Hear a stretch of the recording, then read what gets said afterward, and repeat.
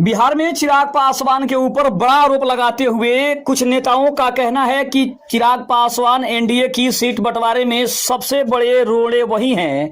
ऐसी डिमांड कर दी है कि बीजेपी के लिए ना आगे और ना पीछे, दोनों तरफ सिर्फ खाई ही दिखाई दे रहा है। आखिर बीजेपी इसके ऊपर कौन सा फैसला लेगी, लेकिन चिराग पासवान ने बीजेपी को सीट शेयरिंग के मामले में पूरी तरीके से अटका के रख दिया है। नमस्कार, मैं हूं संजीव और आप देख रहे हैं आप तक न्यूज। अगर आप हमारे चैनल पर नए हैं तो चैनल को जरूर सब्सक्राइब कर लें। बता दें कि बिहार विधानसभा चुनाव को लेकर एनडीए में चिराग पासवान की लोक जनशक्ति पार्टी रामविलास पेच फंसाती दिखाई दे रही है।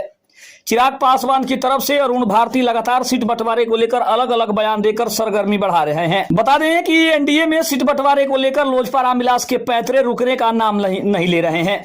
अब हद तो यह भी हो गया है कि 243 सीटों पर चुनाव लड़ने का दावा करने वाले चिराग पासवान का रुख कुछ सप्ताह पहले 40 विधानसभा की हदें छू रहा था, लेकिन गत सप्ताह लोजपा रामविलास के सांसद अरुण भारती ने सीट बंटवारा को लेकर एक नया राग क्या छेड़ा कि एनडीए के रणनीतिकारों के हाथ पांव फूलने लगे हैं।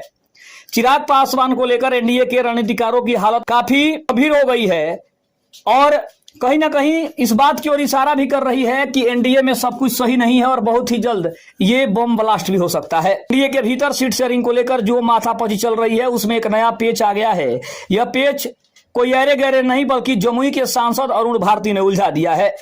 अरुण भारती की इस पेच ने जनता दल यूनाइटेड की मुश्किलें बढ़ा दी है। ऐसा इसलिए कि वर्ष 2020 के विधानसभा में 137 सीटों पर उम्मीदवार खड़ा करके लोजपा रामविलास ने जदयू को पहले नंबर की पार्टी से तीसरे नंबर की पार्टी बना दिया था। इस बार लोजपा रामविलास का डिमांड कोई हवा में नहीं लहरा रहा है। सांसद अरुण भारती ने अपनी सीट डिमांड को जस्टिफाई करते हुए यह तर्क दिया है कि एनडीए के घटक के रूप में उनकी सीटों की संख्या 43 और 135 के बीच होनी चाहिए।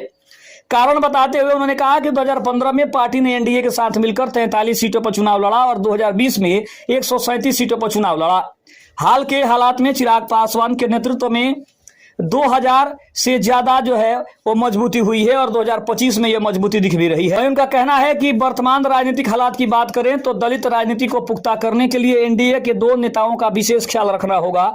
लोजपा रामविलास की स्थिति काफी मजबूत हुई है। लोकसभा चुनाव में 100% स्ट्राइक रेट के साथ हाजीपुर, जमुई, समस्तीपुर, खगड़िया और वैशाली लोकसभा सीट से जीत हासिल की थी और लोकसभा की जीत का ही समीकरण तय किया तो लोजपा रामविलास की 30 से 35 सीटें मिलनी भी चाहिए, लेकिन साथ ही इसके एनडीए के रणनीतिकारों को गठबंधन के साथी दलों को भी एडजस्ट करना होगा। इस लिहाज से जनता दल यूनाइटेड, भाजपा और लोजपा को अपने सीटों की हदों को कम करके अन्य साथियों को भी एडजस्ट करने की रणनीति पर काम करना होगा। ऐसे में लोजपा रामविलास का अड़ जाना एनडीए की राजनीति को नुकसान पहुंचा सकता है। खबर आपको कैसी लगी कमेंट में जरूर बताइएगा। तब तक के लिए धन्यवाद। जय हिंद, जय भारत।